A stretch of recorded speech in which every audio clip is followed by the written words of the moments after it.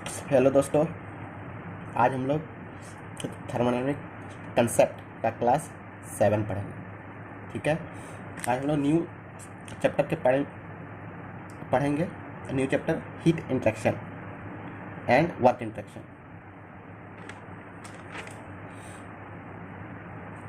Work and heat interaction. ठीक है, ठीक है। तो वर्क एंड हीट दोनों क्या है? Form of energy, form of energy. ठीक है, दोनों क्या है? Form of energy. दोनों ट्रांजिएंट एनर्जी होता है, याद रखना, ट्रांजिएंट एनर्जी। ठीक है, तो सबसे पहले हम लोग जानते हैं एनर्जी। एनर्जी क्या होता है? एनर्जी क्या होता है कि कार्य करने की क्षमता, एबिलिटी टू डू वर्क। ठीक है, कार्य करने की क्षमता को हम लोग क्या कहते हैं? बोलते हैं एनर्जी। एनर्जी जैसे हो गया हीट, हो गया वर्क, हो गया, ये सब क्या एनर्जी। लाइट हो गया, light also a type of energy. और क्या, कोई फैन रोटेट कर रहा है तो mechanical energy, electrical energy, current, तो ये सब सब क्या है? Form of energy. ठीक है, टाइप ऑफ एनर्जी।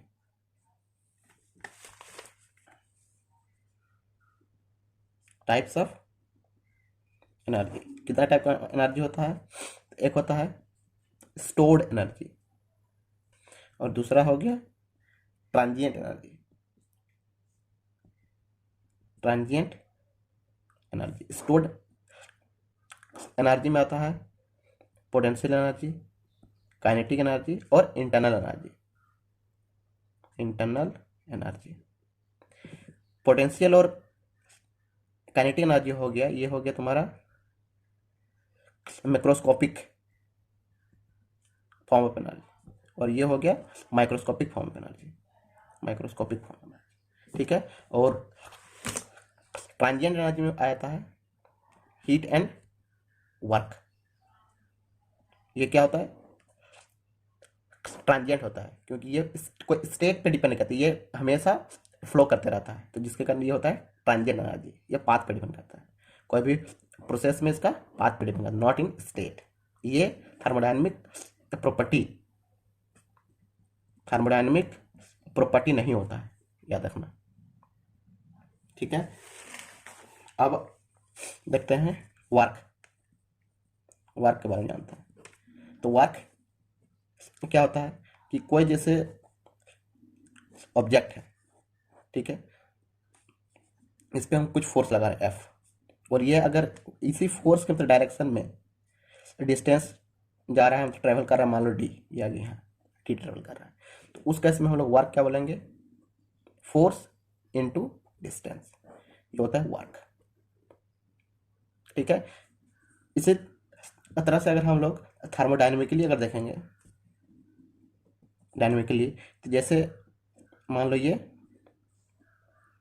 सिलेंडर है, इसमें पिस्टन है, यहाँ पे गैस है, कुछ गैस है, ठीक है, ये पिस्टन है। तो जब हम लोग मान लो हीट का कर रहे हैं या कुछ भी कर रहे हैं, तो क्या होगा कि ये एक्सपेंड करेगा, ये मूव करेगा। जब गैस एक्सपेंड करेगा तो ये इस डायरेक्शन में हो गया। तो इस केस में क्या होगा कि यहाँ पे जो प्रेशर एग्जर्ट करेगा, तो pressure into change in volume D भी, ये हो जाएगा वर्क। ठीक है, ये हो जाएगा वर्क, पी इंटू डी भी, थर्मोडायनेमिक केस में। तो जैसे यहाँ पे हम लोग क्या किया था, एफ इंटू डी है ना, फोर्स इंटू डिस्टेंस। उसी तरह से फोर्स को हम लोग क्या करेंगे? फोर्स को उसके एरिया से गुना कर दो, या फिर क्या करेगा? फोर्स बाय एरिया की कर दो, फोर्स बाय एरिया, ये क्या हो जाएगा?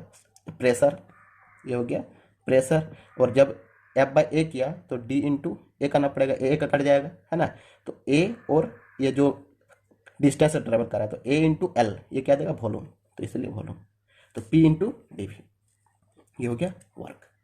ठीक है,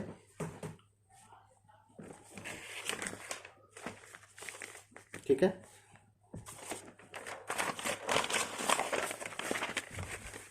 अब हम लोग देखते हैं कि जैसे हम अगर मान लो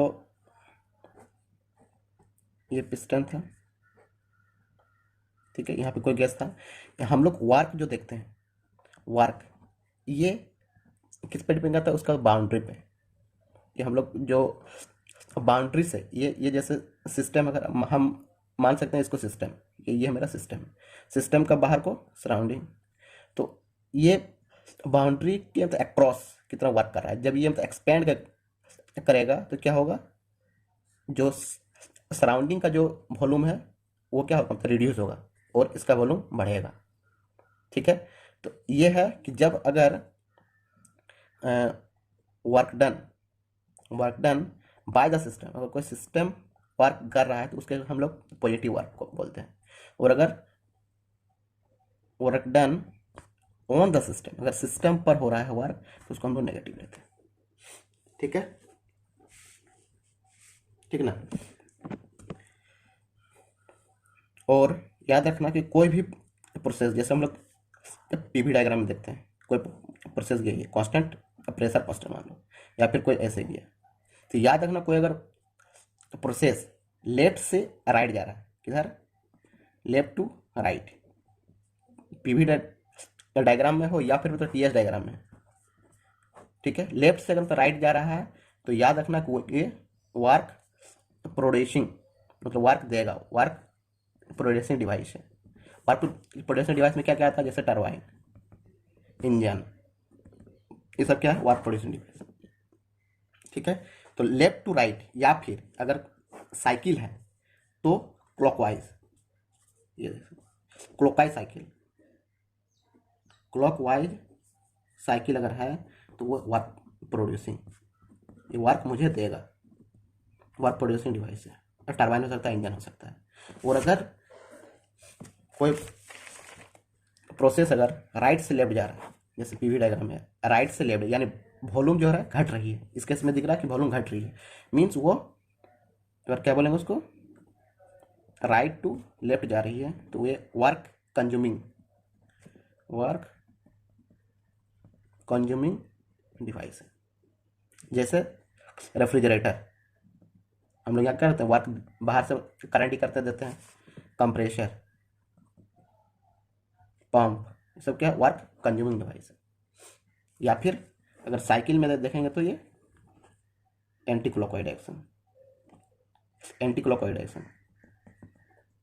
तो भी होगा क्या, वर्क कंज्यूमिंग डिवाइस, ठीक है। तो याद रखना।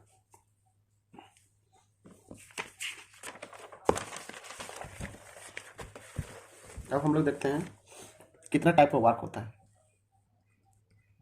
Type of work. तो वर्क को हम लोग बेसिकली दो टाइप से डिवाइड किया है, क्लोज्ड सिस्टम वर्क जिसको हम लोग नॉन फ्लो वर्क भी बोलते हैं, ठीक है। दूसरा हो गया ओपन सिस्टम वर्क, जिसको बोलते हैं फ्लो वर्क, ठीक है। तो क्लोज सिस्टम वर्क क्या होता है कि जैसे कोई सिस्टम है, जैसे हम लोग पिस्टन और सिलेंडर के लिए था एग्जाम्पल, ये क्या है, क्लोज सिस्टम का मीन्स क्या है, क्लोज सिस्टम मीन्स मास जो होता है अक्रॉस द बाउंड्री नहीं जाएगा, mass doesn't across the boundary. Energy हो सकता है, एनर्जी जो है हीट या फिर अदर वर्क आर पर हो सकता है, लेकिन मास अक्रॉस द बाउंड्री नहीं होगी, बाउंड्री कार पर नहीं जाएगा, तब बोलेंगे क्लोज सिस्टम। तो इस केस में वर्क हम लोग का कैसे हो जाएगा, तो अगर हम लोग यहाँ पे हीट करते मान लो, तो क्या होगा कि ये एक्सपेंड करेगा, है ना, एक्सपेंड करेगा तो क्या चीज़ है, प्रेशर मेरा कांस्टेंट रहेगा, और चेंज क्या चीज़ में होगा, वॉल्यूम में, तो P इंटू dV, ये हो गया वर्क। तो याद रखना क्लोज सिस्टम में वर्क क्या होता है, P इंटू dV, इसको हम लोग क्या बोलते हैं, डिस्प्लेसमेंट वर्क भी बोला जाता है, डिस्प्लेसमेंट वर्क। और याद रखना P इंटू dV जो होता है सिर्फ और सिर्फ रिवर्सिबल के लिए, रिवर्सिबल क्लोज सिस्टम के लिए, याद रखना है P इंटू dV जहाँ भी दिखे वो क्या होगा, रिवर्सिबल के केस में ही होगा, रिवर्सिबल क्लोज सिस्टम के केस में। ठीक है, अब इसको यहाँ पे P इंटू डी वी, तो अगर हम लोग ग्राफ में देखेंगे P इंटू वी, तो जैसे ये कर्व हुआ, तो याद रखना क्लोज सिस्टम में वर्क कौन सा एक्सिस से मिलता है, वॉल्यूम एक्सिस से मिलता है। ठीक है, तो ये जो वर्क देता है, ये इस प्रोसेस के लिए वर्क, ये वाला हो गया वर्क। ठीक है, यहाँ पे अगर V2 यहाँ V1 है तो P V2 माइनस V1 इस टाइप से ये वर्क देगा। ये अगर पूरा ही रहता तो ये होता, अगर यहाँ पे कुछ कर्व है तो उस हिसाब से चेंज होगा, लेकिन वॉल्यूम एक्सिस पे वर्क देता है क्लोज सिस्टम। ठीक है, अब हम लोग देखेंगे डिफरेंट प्रोसेस के लिए expression of work for different process in close system. तो क्लोज सिस्टम में कौन कौन सा ही होता है डिफरेंट प्रोसेस, तो आइसोकोरिक, इसको और क्या बोलते हैं, आइसोमेट्रिक, सब नाम याद रखना, आइसोमेट्रिक, या फिर कांस्टेंट वॉल्यूम प्रोसेस। ठीक है, तो कांस्टेंट वॉल्यूम में क्या होगा, भी कांस्टेंट होगा। तो हम लोग क्या जानते हैं, work is equal to P into D V. अगर बोल रहा है कि वॉल्यूम ही कांस्टेंट है, मतलब चेंज इन वॉल्यूम जीरो, यानी वर्क क्या मिल रहा है, जीरो। तो याद रखना कि कांस्टेंट वॉल्यूम प्रोसेस यानी आइसोकोरिक प्रोसेस में वर्क डन जीरो। किस केस में, क्लोज सिस्टम अगर रहा तो उस केस में आइसोकोरिक प्रोसेस में वर्क डन जीरो। ठीक, अब आ जाओ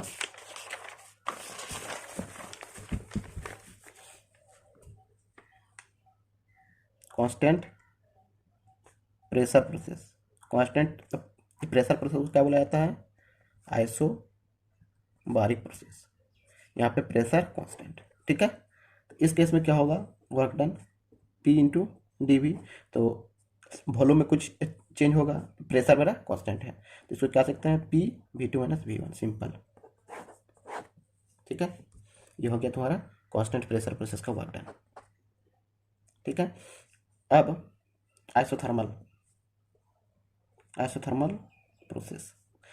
प्रोसेस को कांस्टेंट टेम्परेचर प्रोसेस, इसमें टेम्परेचर कांस्टेंट रहता है। तो कांस्टेंट टेम्परेचर रहेगा तो हम लोग क्या जानते हैं कि कांस्टेंट टेम्परेचर रहेगा तो P भी इक्वल टू कांस्टेंट हो जाएगा, तो P equal to C by V। तो वर्क डन इक्वल टू क्या होता है, हम लोग जानते हैं P into D V. P का वैल्यू यहाँ पे बिठा दो, क्या C by V D V. तो इसको जब इंटीग्रेट करेगा तो C आएगा ln V। ठीक है, इसमें जब पुट करेगा V1 V2 तो फाइनली आएगा C ln V2 by V1, C ln V2 by V1। तो C क्या है, कांस्टेंट। तो कांस्टेंट मेरा क्या होता है कि R डैश जानता है क्या होता है, M1। यहाँ पे जो कांस्टेंट है ये तो आइसोथर्मल के लिए ना, PV इक्वल टू MRT हम लोग जानते हैं। टेम्परेचर कांस्टेंट है, ये कांस्टेंट है, ये कांस्टेंट पहले से, तो PV, तो P1 V1 is equal to यहाँ P2 V2 is equal to MRT। ठीक है, T1 मतलब T तो सेम है हर चीज़ के लिए, तो यहाँ पे क्या ले सकता है कि जो वर्क डन होगा आइसोथर्मल प्रोसेस के लिए P1 V1 ln P2 by V1, या फिर P2 V2 ln P2 by V1, या फिर MRT ln V2 by V1। और हम लोग यहाँ से ये भी पा रहे हैं, क्या पा रहे हैं, यहाँ से हम लोग क्या पा रहे हैं कि V2 by V1 is equal to P1 by P2, है ना। तो यहाँ पे इसको ये भी लिख सकता है क्या, P1 V1 ln P1 by P2। ठीक है, तो ये पूरा वर्क डन का फॉर्मूला हो गया, सिंपल है, कुछ नहीं, एक याद रखेगा उसी से सबको जानता है कि ये बराबर ये होता है, MRT बराबर, और V2 by V1 equal to P1 by P2 होता है, तो इससे सब हो जाएगा। ठीक है, तो ये था आइसोथर्मल वर्क। अब आ जा इसेंट्रोपिक प्रोसेस। इसेंट्रोपिक मीन्स क्या होता है, इसेंट्रोपिक मीन्स एंट्रोपी कांस्टेंट। ठीक है, इसेंट्रोपी मीन्स एंट्रोपी कांस्टेंट। इसको बोलता है, इसको और भी क्या बोलता है, रिवर्सिबल आइडियाबैटिक प्रोसेस, इसी को बोला जाता है। इसका जो एक्सपेंशन इक्वेशन होता है P का गामा इक्वल टू कांस्टेंट। ठीक है, तो इसी टाइप से जैसे यहाँ पे P equal to C by V कहते हैं, यहाँ भी कर सकते हैं C बाई वी का गामा। तो फाइनली वर्क डन अगर डिराइव करेगा तो आएगा P1 V1 minus P2 V2 by क्या, गामा माइनस 1। तो याद रखना P1 V1 minus P2 V2 by gamma minus 1। ठीक है, तो ये हो गया तुम्हारा आइसेंट्रोपिक प्रोसेस के लिए वर्क। और एक आता है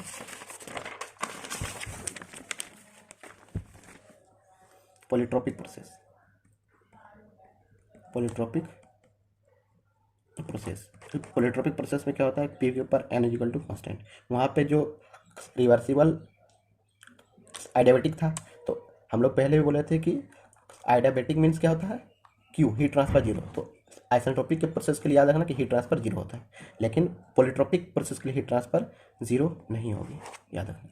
और यहाँ पे जो एन आ जाता है वहाँ पे गामा आ जाता है, दोनों में फर्क वही है। यहाँ पे वर्क डन इसी टाइप से जैसे पहले निकाल रहा था, तो यहाँ भी क्या हो जाएगा P1 V1 minus P2 V2 by N minus 1, ये हो गया तुम्हारा वर्क डन। ठीक है, तो ये था क्लोज सिस्टम के लिए। अब हम लोग देखेंगे ओपन सिस्टम के लिए। ओपन सिस्टम वर्क और फ्लो वर्क इसको बोला जाता है, फ्लो वर्क। ठीक है, तो फ्लो वर्क करते हैं, देखते हैं क्या होता है। तो हम लोग इसमें क्या होगा, flow work open system means mass जो होता है बाउंड्री के अक्रॉस, ये अगर सिस्टम है, ये अगर सराउंडिंग है, तो इसके अक्रॉस में मास फ्लो करेगा। तो मास फ्लो अगर करेगा तो इस केस में क्या होता है कि जैसे ये मान लो कि तुम्हारा सिस्टम, इस केस में क्या होता है कि ये जैसे इसका वॉल्यूम जो होता है फिक्स रहता है, याद रखना। इसमें वॉल्यूम क्या रहता है, कांस्टेंट रहता है, इसलिए इसको बोला जाता है कंट्रोल वॉल्यूम सिस्टम, उसको control volume system. Open system को क्या बोला जाता है, कंट्रोल वॉल्यूम सिस्टम। इसमें मास देखो, यहाँ पे मास आएगा इधर से और इधर से निकलेगा, तो इसमें मास चेंज होता है, तो इसमें वॉल्यूम कांस्टेंट रहता है और प्रेशर क्या होता है, वेरी करता है, या तो बढ़ेगा या घटेगा। जैसे तुम्हारा क्या होता है टरबाइन में कौन सा ये होता है प्रोसेस, तो एक्सपेंशन प्रोसेस होता है। जैसे फिर आईसी इंजन में भी जो वर्क वाला स्ट्रोक होता है, उसमें भी क्या होता है कि एक्सपेंशन होता है। इसी टाइप से कंप्रेसर में क्या होता है कि कंप्रेस होता है कि नहीं। तो ये सब जो है टरबाइन, आईसी इंजन, कंप्रेसर, इसमें क्या आ रहा है चेंज, प्रेशर में चेंज। जैसे टरबाइन आईसी इंजन में प्रेशर थोड़ा डिक्रीज कर रहा है, कंप्रेसर में प्रेशर बढ़ रहा है, तो इसमें क्या होता है वॉल्यूम कांस्टेंट रहता है। इसलिए ये जो टरबाइन, आईसी इंजन, कंप्रेसर और भी पंप, ये सब क्या है, ओपन सिस्टम है। ठीक है, तो यहाँ पे वॉल्यूम कांस्टेंट रहता है, इसलिए हम लोग क्या कर सकते हैं तो इस केस में जो वर्क डन होता है ये माइनस भी इंटू डी पी होता है। ठीक है, इंटीग्रेशन ऑफ माइनस भी इंटू डी पी। यहाँ पे वॉल्यूम कांस्टेंट है, कंट्रोल वॉल्यूम सिस्टम बोल रहे हैं, इसलिए भी कांस्टेंट है और प्रेशर में चेंज आता है। अगर कोई में अगर टरबाइन अगर हम इस टाइप से करते हैं, यूज करते हैं कि कोई एक्सपेंशन तो नहीं हो रहा हो, तो उस केस में कोई वर्क नहीं मिलेगी, समझा। तो इसी कारण से क्या होता है कि कुछ वर्क हमको पाने के लिए प्रेशर में चेंज करना पड़ता है, या तो प्रेशर अगर हम लोग वर्क देना पड़े तो प्रेशर उस केस में बढ़ेगी, और अगर अगर वर्क हमको चाहिए तो उस केस में प्रेशर को डिक्रीज कराना पड़ेगा, है ना। तो ये है फंडा। तो ये है तुम्हारा फ्लो वर्क। ठीक है, ये तुम्हारा हो गया क्या, फ्लो वर्क माइनस भी इंटू डी पी। ठीक है, तो देखते हैं कि डिफरेंट प्रोसेस के लिए ओपन सिस्टम वर्क फॉर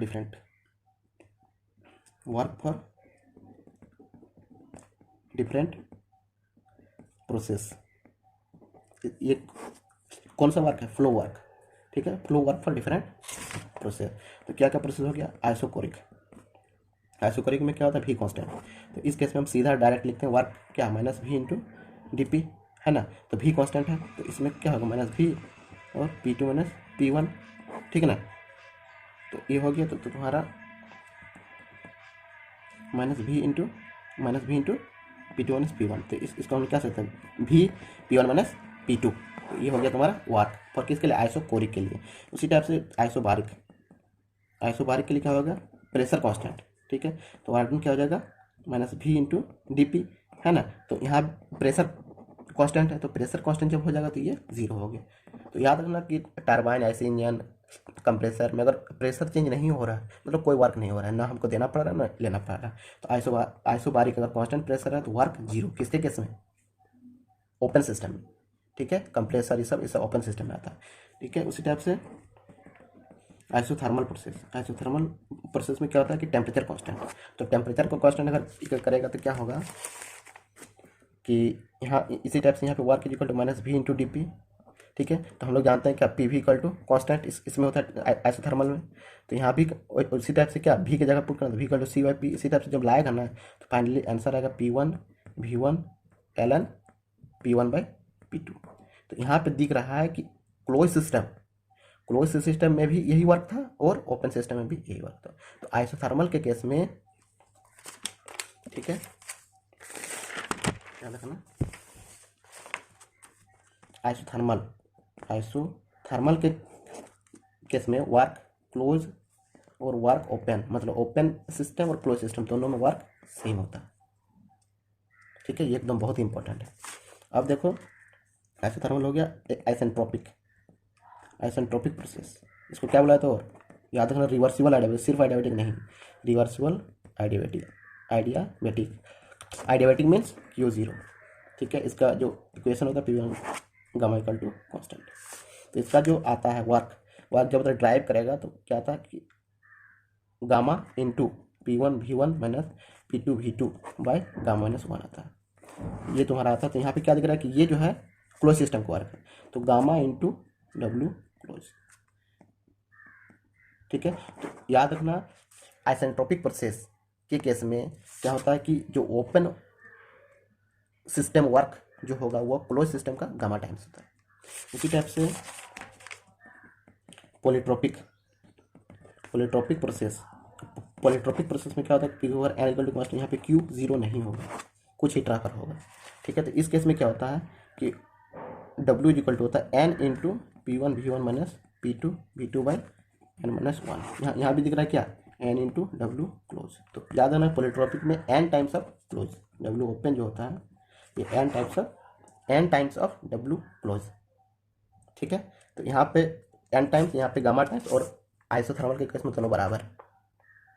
ठीक है, यहाँ से ये जो N क्या है इसको बोला जाता है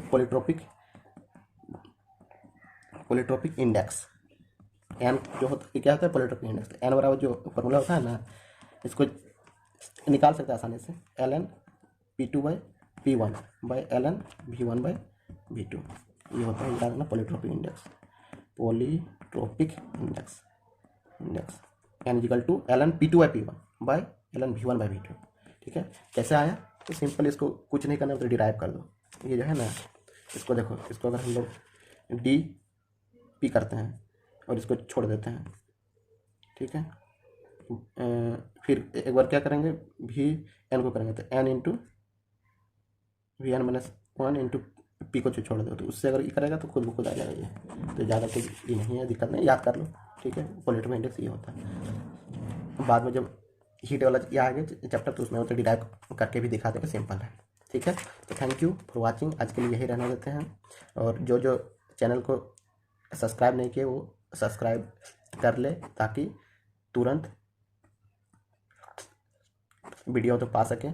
ठीक ना, बहुत ही इम्पोर्टेंट क्लास है, जो तो न्यू स्टार्ट किया है, मतलब तैयारी का, उसके लिए तो बहुत ही मतलब इम्पोर्टेंस है, दोनों कंसेप्ट भी और साथ में जो ऑब्जेक्टिव क्वेश्चन जो हम तो डाल रहे हैं, दोनों ही बहुत इंपॉर्टेंट है। तो देखो, दोनों अच्छा रहेगा। Thank you.